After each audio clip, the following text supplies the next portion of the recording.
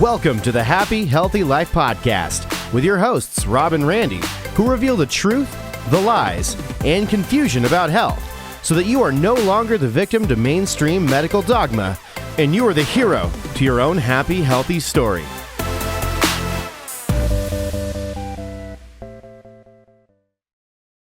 Hello, and welcome back to the Happy Healthy Life Podcast with your host, Rob and Randy. And we are The Happy Healthy Guys.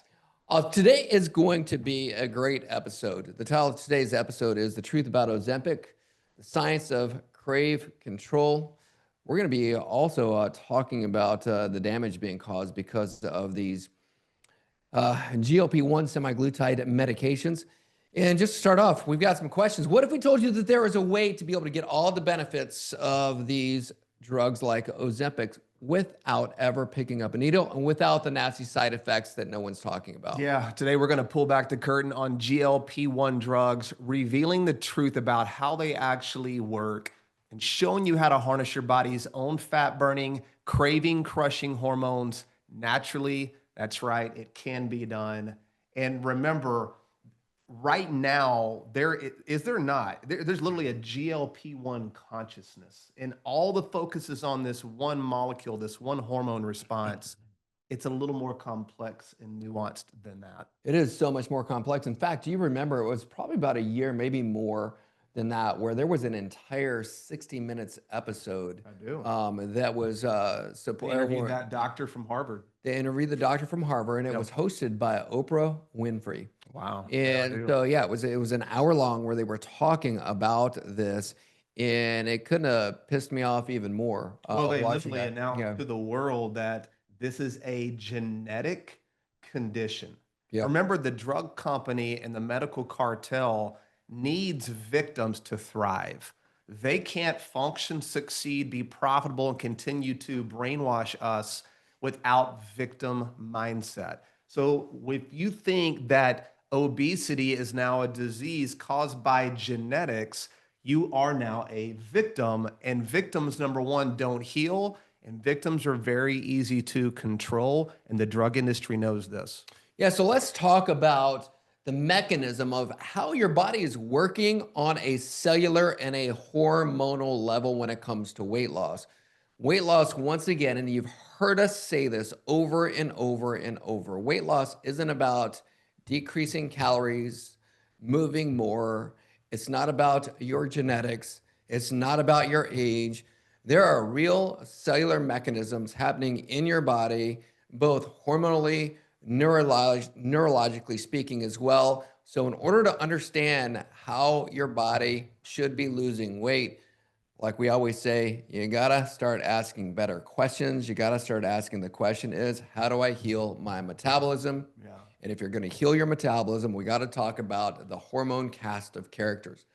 And that's an important delineation there when you talk about that real quickly, is if you're asking the question, how do I lose weight? Then you'll end up doing things to lose weight that more often than not are actually dangerous for you and that actually are making your metabolic health worse. So you don't want to lose weight to get healthy. You do want to get healthy to lose the weight, which is why what you said, Dr. Rob, is when you ask, how do I heal my metabolism?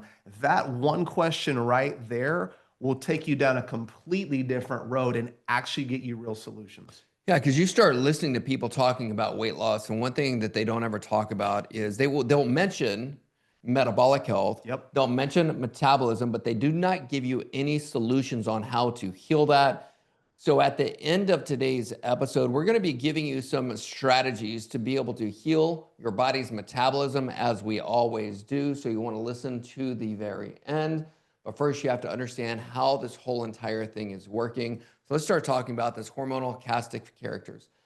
Is it about one hormone inside the body? You know, it's not, and that's the big mistake that a lot of functional medicine doctors, even people in the alternative space, specifically allopathic trained doctors, is they look at one thing. They're not looking at the body as a whole.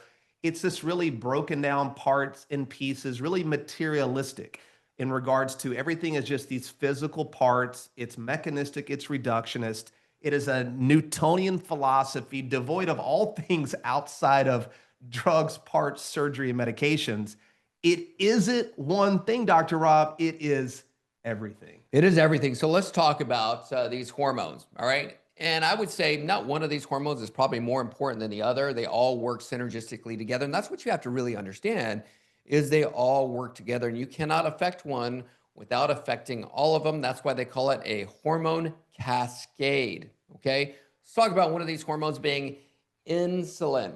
And what insulin's job is. Of course, everybody's heard about insulin, and most people hear about insulin in the context of diabetes, whether it's type 1 diabetes, type 2 diabetes, any type of diabetes. Insulin is involved in this. And so what is it? What's the role that insulin plays in the body, and why is insulin important? Yeah, insulin's really been vilified in this low carb, keto, carnivore world where basically, carbs and sugar make us all fat and sick. And it just couldn't be further from the truth. Remember that the body has a whole cascade of different hormones that are all working together. And insulin doesn't have a different set of rules. Insulin plays a huge role, especially postprandial. So after you eat and you secrete insulin, insulin plays a huge role in driving nutrients into our tissue, not just glucose, but other key nutrients. It actually helps stimulate and create satiety. So your body's using certain other hormones to work on telling your brain to tell you that you're full so you don't overeat. But we even hear words like, a sugar spike and an insulin spike, but those are really scary terms that vilify insulin. The release of insulin after you eat is not a disease. It's actually a normal process. Also plays a huge role with the uptake of electrolytes at the kidney level for proper hydration. Insulin isn't a villain. It's a part of the hormone cascade with all things metabolism. It is. And so insulin, one of its primary roles is to be able to help get glucose into the cells, which you have to have in there because that's where energy production is happening at the level of the mitochondria. What happens is when insulin levels go up, there are receptor sites on your cells for this insulin to be able to open the cell up, to be able to allow the energy to be able to go inside or the glucose to be able to go inside. But it's kind of like if you've got somebody that was, somebody that's working at a UPS store, for example, and the person working in there who's moving the boxes and putting the boxes on the shelves, that would be the insulin that's putting all the boxes in there. But now when you have glucose maybe overwhelming or too many boxes coming in and there's nowhere for these boxes to go, for example, they're just going to start stacking up all over the place. And I think that's what ends up happening also, or I know that's what ends up happening when you've got all this glucose in there and not enough receptor sites for the insulin to be able to connect to. And all of a sudden, the glucose has to go somewhere. And if it doesn't go in your cells, it has to be moved into the body because if you have too much glucose inside your body, in your bloodstream at any one time, you could die. So what happens is your body will then move that glucose and start storing that as body fat. And that's one of the things that starts happening when you start getting things like what's called insulin resistance, for example. You could have toxic cells, and that's why we talk about the importance of detoxing the body or detoxing the cells or cleaning or repairing the cells. And we've talked about seed oils in the past as being one of the causes of that, but that's one of the causes of that insulin resistance. And now your body is starting to store fat. And that's the key. You just said it. Insulin isn't the problem. It's not the problem. It's the toxicity of the cells and the tissue creating the resistance. And now listen, is it true that in the presence of insulin, your body doesn't burn fat? That is true, but that's okay because glucose is a great source of fuel and you want to be able to burn fat and glucose. So insulin, after you eat, insulin's going to secrete. It's going to help your body absorb the nutrients, handle the blood sugar. And then that postprandial response is going to begin to die down. And after about 2 to 3 hours, your insulin's come back down to baseline and you have another hormone and it's called Glucagon. So glucagon is another hormone that's not a villain, that doesn't cause problems when you understand how this works, because when insulin comes back down to baseline, now glucagon kicks in as your snack. This is the problem when we go back to insulin. It's not the insulin, it's the multiple insulin hits as you're snacking all day long. And every time you eat, you will secrete insulin. So you don't want to be hitting your body with constant bouts of insulin. That is where you get into trouble. The snack isn't another meal every 2 to 3 hours. Your snack It is glucagon, which actually tells your liver to release stored glucose from, which is called glycogen, that is stored in your muscle and liver. So that is how you stabilize your blood sugar every 3 hours. It's not from eating, it is from the hormone glucagon. And when glucagon is high, insulin is low, and now fat burning can be accelerated. So now you switched back over to burning fat versus burning sugar, and here we go. That is the metabolic Randall cycle cascade. This is how it works, and it's what we've been talking about now, I've been preaching, is that hormones aren't the villain, insulin isn't the villain, it's the metabolic profile that you want to create and understanding how those hormones work together to get the best metabolic response. Did they name that cycle after you? The Randall cycle. Yeah, Yeah. I won a Nobel Prize for my research, diving deep. I bet into you our the Randall listeners had cycle. no idea about that they were in the presence of greatness Yeah. and a celebrity. Yeah, it's you know, What year did that happen? I just want to stay humble here. I don't want to brag about the Randall cycle and the Nobel Prize. Yeah, it's amazing. Amazing work. If you don't get our humor, you're thinking these guys are idiots, and maybe we are. Or really smart. I don't know. One of the Hey, I'm gonna go. That's my perception of it. And so when we're talking about the insulin and the glucagon and the way they work together, when you're unhealthy metabolically speaking, this isn't happening like this. This is why we preach that. This is all about that metabolic flexibility that we talk about, where your body should be burning fat for energy, should be burning sugar also for energy. These are your body's energy stores. And so that's why this whole entire thing has to be healthy. And now the next thing that we've got the cortisol. And so when we look at cortisol, it's like cortisol's job is it's the stress hormone. Cortisol's job is to be able to store up the fat, to be able to be used in stressful situations, okay? It helps in your fight or flight. So if you're being chased by a lion, it's a good thing because now your body has energy stored up to be able to use in that emergency situation. This is the problem that's happening though right now, is that people are in such a state of chronic stress from the time that they wake up in the morning to the time that they go to bed.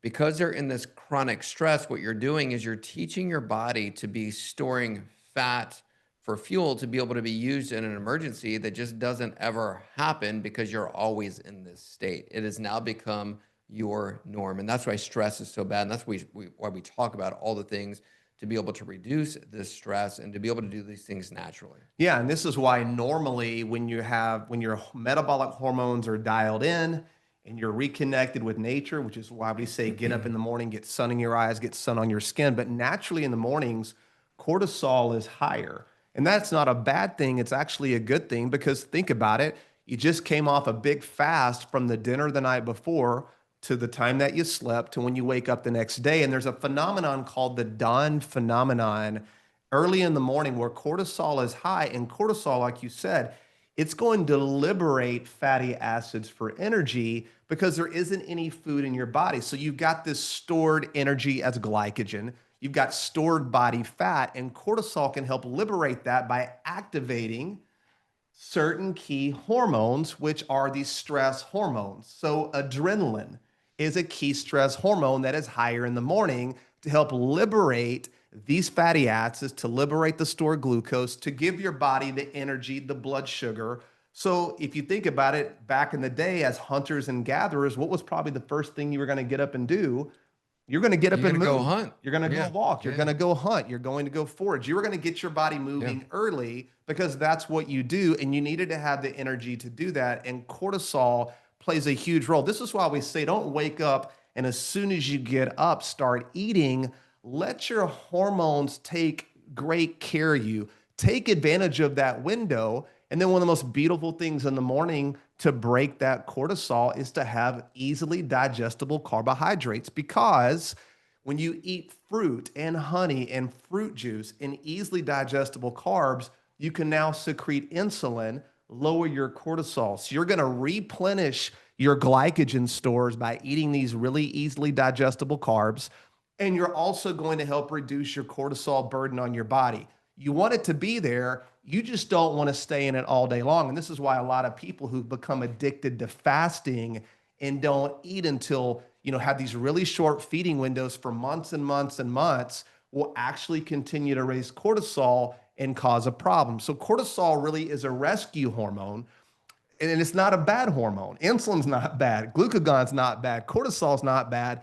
I think if I'm hearing us speak correctly, there really is a plan for each of these that are all based off natural rhythms of the body of light and dark and hormonal cascades based off reconnecting with nature, our circadian rhythms. This is the science behind all of this.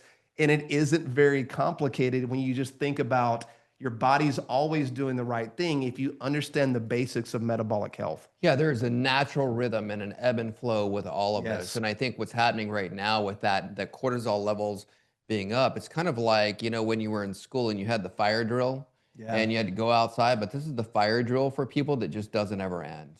Yeah, that's a good example where you're just staying in that constant state of stress, that constant fight or flight, and it does cause you to break down muscle tissue and to gain fat. That's why if they give you cortisone shots, they actually cause the muscle tissue to break down, and you'll actually gain weight. So you've known people who've gone on steroids, cortisone, they gain lots of weight because you're breaking down muscle tissue and you're putting yourself, chemically forcing yourself into a state of chronic stress that you're not adapting to.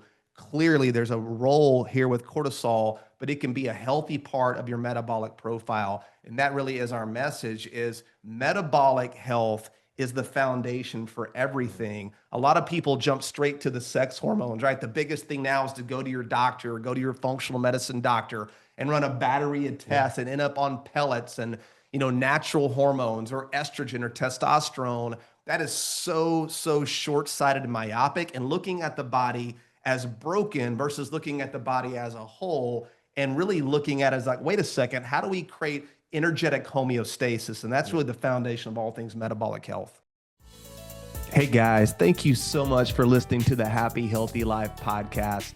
And, we don't make a lot of products, but the products we do make are all metabolically focused. So go check these out. Go to thehappyhealthylife.com. And when you get to checkout, use code podcast to save 10% off any and all of our metabolic friendly products. Hey there. Thank you so much for listening to the Happy Healthy Life podcast. We appreciate it. Now, if you're somebody who's curious about your metabolism, how you're doing with your metabolism, go to metabolismscore.com, take the quiz, find out where you're at. It is. And I always geek out on this stuff and just the way everything has been created so perfectly, because there's also another hormone called leptin. So leptin is going to be the hormone that is telling your brain, hey, we got enough fat storage. Yeah. We've got enough energy stored up. Let's stop this. Let's not put more food into the body. And just like there's insulin resistance, you can also have leptin resistance. Yeah. That's why they look at people who, for example, are obese and they have all of this leptin, and they're like, okay, if they had that much leptin, why are they still eating or overeating? Mm-hmm. Well, it's because there's leptin resistance. So it's kind of like if you had the gas, the leptin is like the gas gauge on your car that's saying, hey, the car is full, don't put any more gas on this. However, when you have leptin resistance, it's like that gauge is stuck and it's broken and it's on empty. If you guys, and I remember one of as a matter of fact, it was my very first car. I had this Ford Mustang.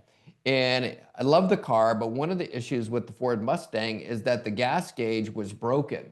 So I never knew if the car was full or not. It's very stressful, Bob. Speaking of cortisol. It was very stressful. So I had to kind of guesstimate how many miles I had gone. Yeah. And now I would have to always look at that and keep track of how many miles I had gone so that I could be able to fill the car up so I didn't actually run out of gas. I've never done that before, by the way. Run out of gas? Yeah, you have. Multiple times. I'm such a risk taker. I push it to the very last second. It's cost me a few times.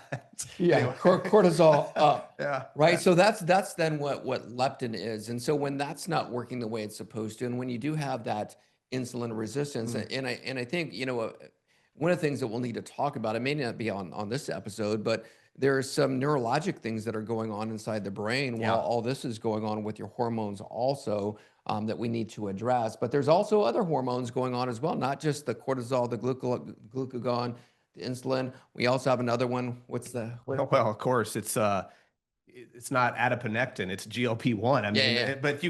but like you say, you've got all these. You've got the CCK, the PPKs, you've got the FGF21s, but the hottest one right now is the GLP-1.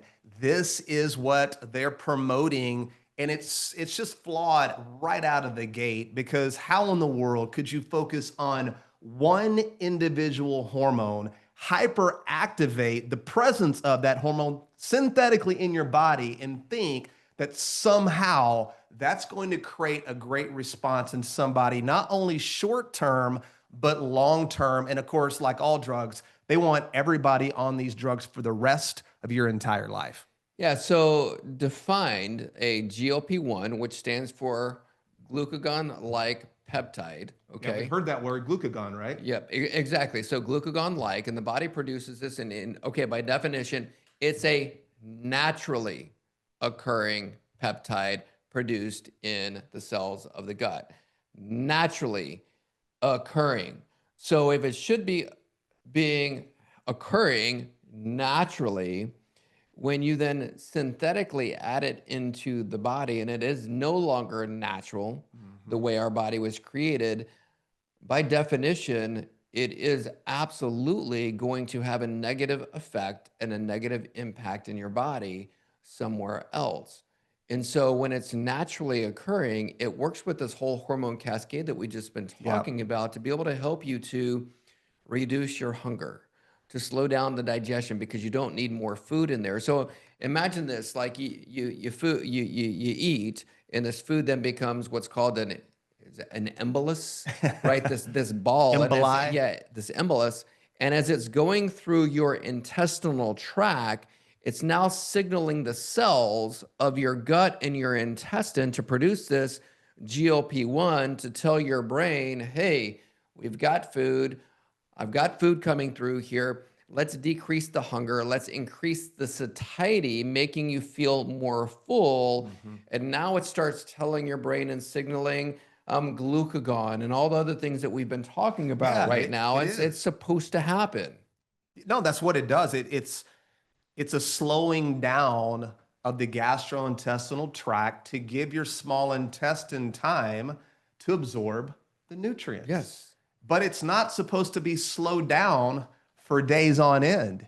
It's a very short window. Yeah, the half-life is 2 hours. Yeah, you've got a couple of hours typically after you eat, where your gastrointestinal tract is going to slow down on purpose, so you can really absorb the nutrients. And when those nutrients stay in your small intestine, this is where you get the release of the GLP-1. This is also, though, where you get the release of another signaler molecule called cholecystokinin. CCK is a satiety hormone that is released from the jejunum. It's a part of your small intestine, which is another reason why the GLP-1 activation and the slowing down is so vital, which is why one of the most horrible effects of synthetically injecting this crap into your body is gastroparesis. So you're paralyzing your gastrointestinal tract, Dr. Rob. 7 days. So they're saying, so that's what they're saying. Yes. So can you imagine? For 7 days. 7 days, your intestinal tract is frozen and paralyzed. I don't know what could go wrong. I can't imagine. What could go wrong is you're not going to the bathroom a lot. That's one of the issues, and you're increasing the toxicity inside your body, and that's why you're getting these common side effects with these GLP-1, these synthetics like the Wegovy's, the Mounjaros. I just decreased. It also shrinks you. It does. I feel like one of the 7 dwarves. I don't even know how If you're watching on YouTube, Dr. Rob is the incredible shrinking man. Honey, I Shrunk the Kids, right? Did you see my chair just lowered like that? That right there is a sign that these drugs are not good for you. Yeah. And so one of the side effects that they cause is things like nausea and vomiting and diarrhea and constipation, bloating and gas, indigestion, heartburn, decreased appetite, it goes on and on and on because of the gastroparetic effects. Yeah, and speaking of shrinking fat cells, they kind of promote this as it shrinks your fat cells. But let me be very clear on how this works. Is your fat cells, these hormones act directly on your fat cells. And so in a normal metabolic world where things are working beautifully, your fat cells will go into what's called hyperplasia. So they will begin to break down and become smaller and disperse themselves. And that is really what you want. That's why you really can't really get rid of fat cells. You just shrink them through hyperplasia because fat cells play a huge role in your metabolic health. You don't want to get rid of fat. You want to make sure your fat cells are healthy, just like all cells in your body. When fat cells are unhealthy and they're inflamed and they're chocked full of seed oil and toxins and chemicals and endocrine disruptors, they go into hypertrophy, which is the growth of the cell. And they'll keep growing and growing and growing until they burst like anything. And then they secrete a fatty acid called palmitic acid that goes to your liver and to your muscle. And it tells your liver and your muscle to be insulin resistant. You create a diabetic environment in your body when your fat cells grow and burst. So the drugs they chemically force your fat cells to go into hyperplasia. So if you can imagine this, think about you're already overweight. You take the GLP-1 drugs, and now you become that skinnier person as you're forcing hyperplasia. But guess what happens, Dr. Rob, when you come off the drugs? Now you got all these fat cells that went into hyperplasia, and now they're going to all go back into hypertrophy because you did not correct the metabolic environment. In fact, you made it worse. You'll go from big to skinnier to bigger than you've ever been. The backlash on these drugs and the obesity problem we currently have is only going to be worse.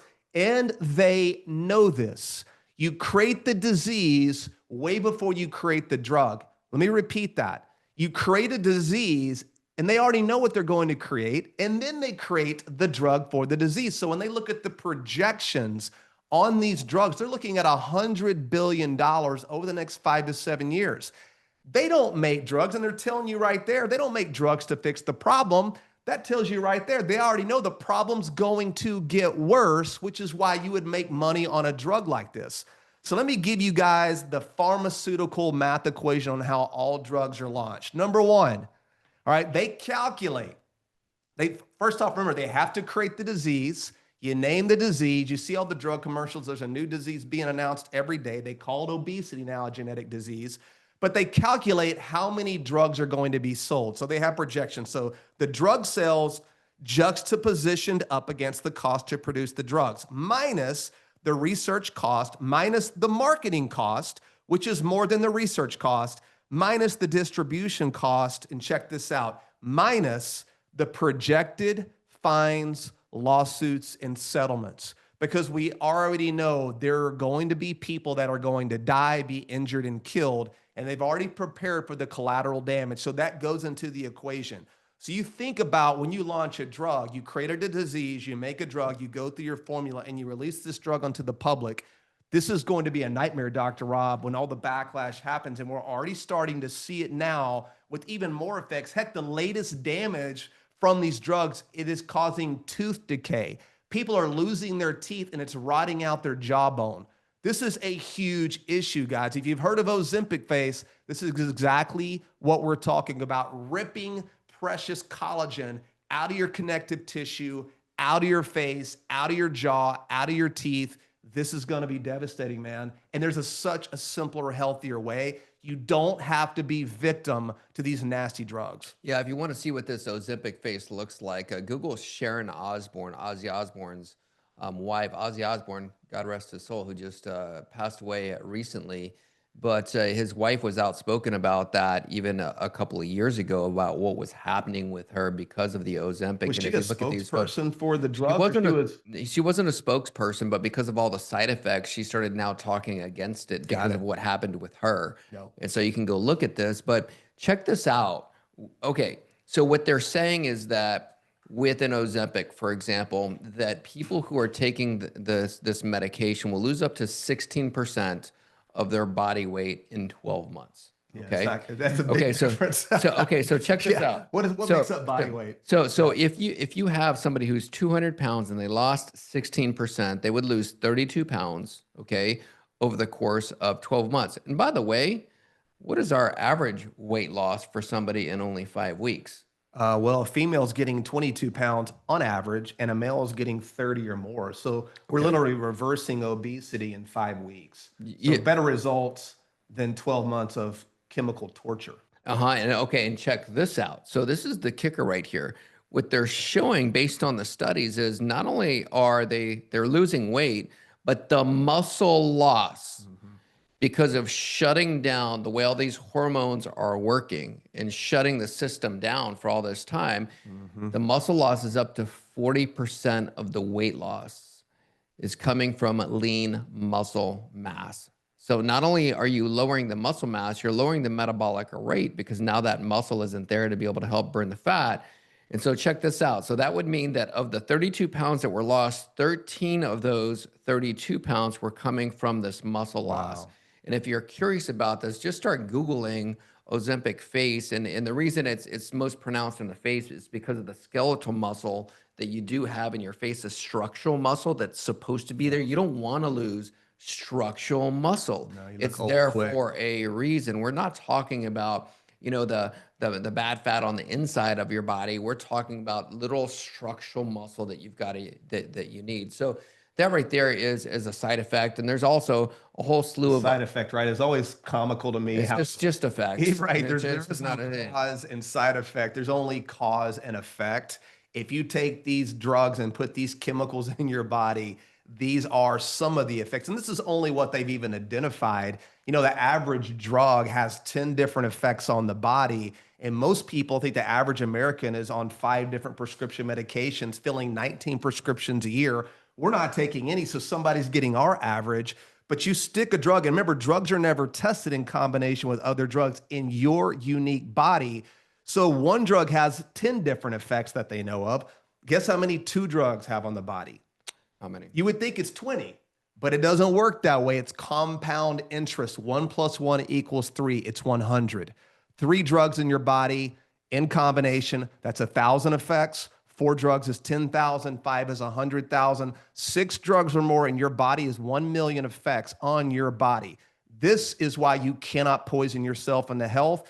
Drugs aren't targeted. They're not going to correct any cause. And after over 100 years of pharmaceutical intervention and this allopathic medical mafia that's being forced down our throat, we have 0 cures.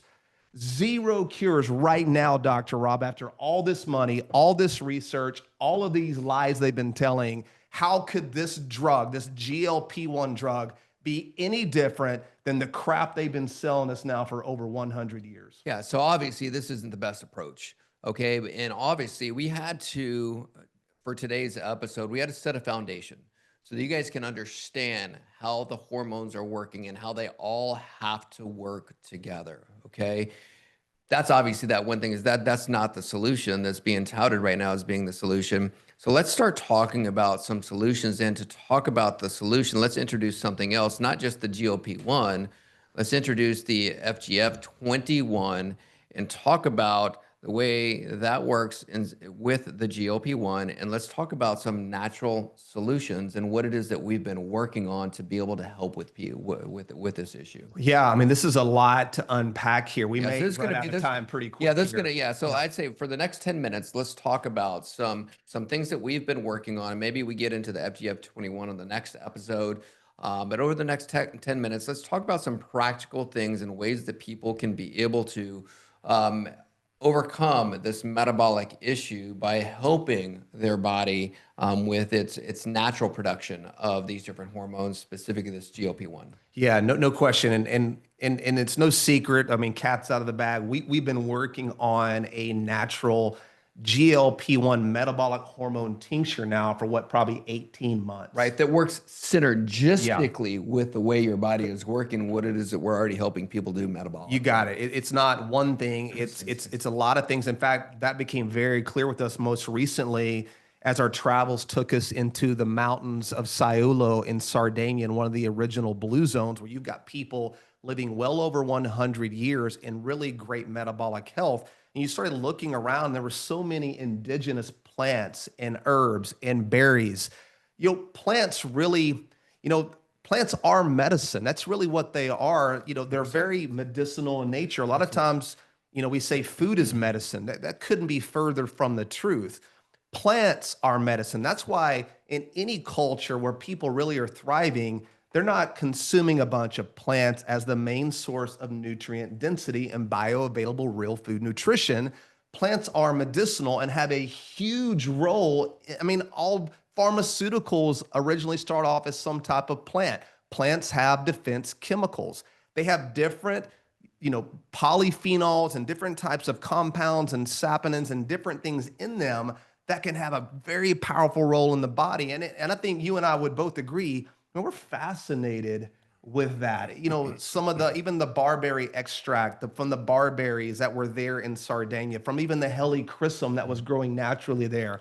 I wish I could remember that. We one went home herb. with a pocket full of it. I did. I stuffed my pockets full of helichrysum plant right off the mountain. There was this one herb that, Clavio, So we got to ask him what that is. Yeah, they use it to open up their sinuses. He put it in our hand. We rubbed it together and breathed it in. And it just opened up your sinuses and filled your lungs with this nice warm heat. I felt it in the back of my brain. It was like just everything. It felt like my whole entire skull was now emptied out. No doubt. So plants are medicine. And remember, you're not a cow. You're not a ruminant. Stop acting like one. You don't have the bacteria and the enzymes to break down all this undigestible plant matter.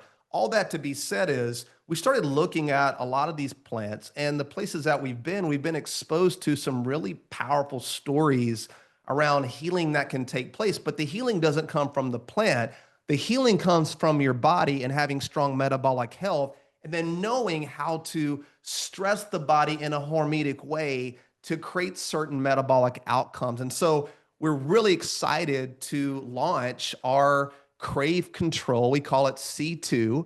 Our new Crave Control tincture that has 18 different compounds from plants that we've sourced from all over the world, from the Amazon forest down in South America to obviously in the mountains of Italy. We've really gone everywhere to really put together something beautiful that works powerful. And like we always say, you can't swallow health with plants and medicinals, but they can play a huge role with supporting your metabolic health. And we really believe we put something together in a natural tincture that is going to be life-changing for a lot of you. And then to help, exacerbate the beautiful outcomes from a tincture like this GLP-1 is going to do, is we created a food protocol that we believe helps stimulate the best hormonal response. And so you've heard us talk about this, but from a practical place, without buying a supplement or even, using our Crave Control product, is we talk about single ingredient food items. We call sci-fi, right? Not the SCIFI. Fake food really is sci-fi food. It's SCIFI. We're talking about SIFI, single ingredient food items. And what happens is, Dr. Rob, and I know you want to speak to this as well. We were talking about this before we jumped on the podcast. We've created protocols around single ingredient food items, things that the body really knows how to utilize and how to create the right response, how to create the satiety. We glanced over a couple of hormones, CCK, cholecystokinin, and PPK. It's a pancreatic polypeptide. These are hormones secreted from the small intestine, from the pancreas. These are key hormones that work with GLP-1 and FGF21, which we'll probably talk about in the next episode, that create real insulin sensitivity, real energetic homeostasis, and they create real amounts of satiety where your body really is getting fed with key nutrients and it's hormonally strong, and so you don't overeat. What do you think about the sci-fi component? Because a lot of people think, well, that's not very sexy or that's not very sophisticated, but the most sophisticated solutions in the world are all the most simple. I think Leonardo da Vinci said that I could be wrong there. Don't quote me on that. But the greatest sophistication is always in the simplicity. And I think God designed us to go back to the basic things that we've seen from our ancestors, because eating single ingredient foods was a big part of why people weren't overweight back in the day. Yeah, it was. It's actually really beautiful. I'll talk more about the neurology on it next week, but just a simplified version of it is that the more complicated the food is that you're putting into your body. In other words, the more ingredients that are in there. What it does is it really overwhelms the brain. Yeah. And what the brain is doing is it starts trying to find and look for nutrients in different places because it doesn't know where to get them. It's confused, and so because it's confused like that, it's going to take you longer to be able to get full. Your body is thinking it's got to get something from somewhere else. It just doesn't know where to get it from. Totally. Versus when you have a single food item, the brain, in not in a negative way, but the brain gets bored. It's like, oh, I know exactly what to do with that. I know how to use it. I've got this. It becomes very efficient with that. And you get full a lot faster because there's no confusion anymore. And so that's the beauty of single ingredient food items versus now, gosh, if you go to the grocery store and you just look on the back of a box of anything and you've got this whole list, forget all the crap that's in it. But the fact that there's 30 different ingredients in there right there tells you that it's going to be harder for your body to be able to get full and to stay full longer. Just overriding your neurology, You're, right? you're overriding all of the neurology. Yeah, it's kind of like you tried to, like, I know with my computer right here, the more tabs that it has open, the slower that it becomes. Give it one task. Give it one task and my computer goes really fast. Yeah. Your body works the same way. Yeah, that's example. That's a great example, and probably a great place to wrap this up. Guys, if you haven't pre-ordered, we are launching this powerful combination. We've actually created a couple of products featured by our new Crave Control tincture. There's no glycerin, there's no alcohol, there's no natural flavor. It's actually one of the first tincture GLP-1s on the market. It's the only one that we know of, as we've hand selected every ingredient, that is sweetened with allulose. And allulose has a very unique sugar in it as well that stimulates the natural production of our satiety hormones, namely GLP-1. We'll talk about that more as we begin to break more of this down over future episodes. But go right now, if you have not pre-ordered that, we'll be launching this in the next 2 weeks. You get a 10-day protocol of how to properly utilize single ingredient food items with the products to create the best metabolic 10 days of your life. So you don't want to miss out on this. We're so excited about this. And if you know anything about us, we just don't launch a bunch of products. We don't get excited about a lot of things. We like to get excited about things that make sense and fit into our metabolic paradigm, where we really look at the body as healthy and disease as an abnormal phenomenon that you get to play a bigger role in your journey than you've been told and been led to believe. So we are a real food company. A lot of our products are based off that. So go now, check that out. Where would they go, Dr. Rob, too, if they're interested in getting a pre-order on the Metabolic Freedom Bundle? They would go to the show notes here. I'm going to put the link in there. Perfect. But they can be able to click right on that link, and I'm pulling it up right as we speak. So they just click on that link, go directly to it. And right now we've got an offer on there where you can be able to save probably more than you'll ever be able to save on this bundle, because we want you guys to start getting on this, start taking action and doing it right now. Yep. Massive action is required to change anything. And so listen, we hope you got a lot out today. We will jump in, do a follow-up episode. And I would also encourage you, we just released a powerful episode last week with an incredible lady who came into our studio, Allie. I was so impressed with Allie and her heart, but we did a whole episode. I believe it's either a 2 or a 3-part series on cancer. If you know anybody who's struggling right now, who's got a diagnosis, you know somebody who's hurting, who's really looking for a new way to look at this and looking for real solutions, you don't want to miss this 3-part episode that was recorded with her. We dove deep, obviously talked about my story, but really dove into why cancer really is a metabolic condition, and there are metabolic solutions. So go back. We just launched the episode this week. There'll be another 2 parts to it. Go back, follow this, like it, share it. This is really how we can transform people, where things aren't censored like they are in the public square. This is an opportunity and a platform to speak the truth and teach people that they're not broken, that God made them to be healthy, and that the greatest doctor in the world lives right inside of you. That is a powerful, powerful principle that will serve you well. Awesome. Like the show, subscribe, share it with your friends, your family members. And if you're curious if you've got a metabolic issue or not, go to metabolismscore.com and you can be able to find out exactly how your metabolism is doing right there. So thank you so much for listening, and we will see you again next week.